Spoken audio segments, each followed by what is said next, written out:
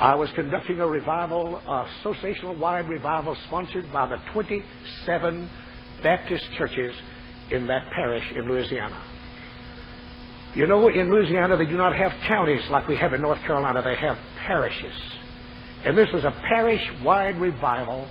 And we had come to the last night of the meeting, and I was preaching this sermon, and the meeting was being held in the rodeo arena. And as I preached, on the last tier of seats, over to my right, on the last row, top seats, were three men that I'd never seen before. And they had laughed and made fun. Now, preacher, it has never bothered me when a little baby starts crying, the mother gets up and walks out. That don't bother me. But under God, I cannot preach if I see two young people laughing. I cannot preach if I see anybody mocking. It just somehow or another takes it away from me. 3 times. I stopped. And I said the last time, if you men don't want to hear me preach, a lot of these people have come from miles to be here tonight, and they do, would you just get up and walk out of the arena?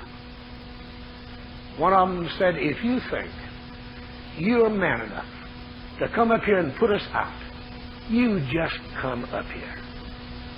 And I prayed a prayer. Never have prayed before, never have prayed since. I said, dear Jesus, let me backslide for 15 minutes.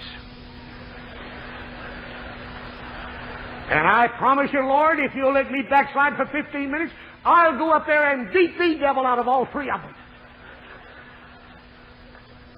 And God said, I didn't call you to fight, I called you to preach. He said, you turn them over to me. And I did.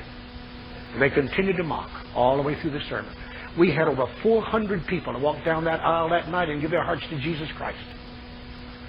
I fully intended to never show them enough attention to address them again. But just as I was ready to pronounce the benediction, my arm came up.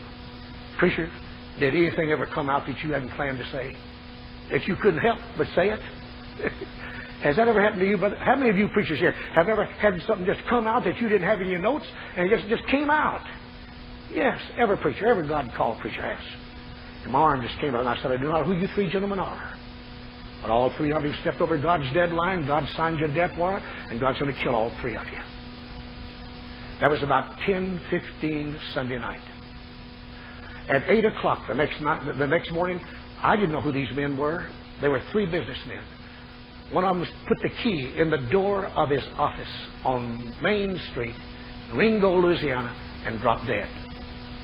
At 11:30, the second man started across the street to a little restaurant to have his lunch from his office, and a lady was driving up the street and almost ran over him. She said he just walking along normal, fell flat on his face, and died right there in the street.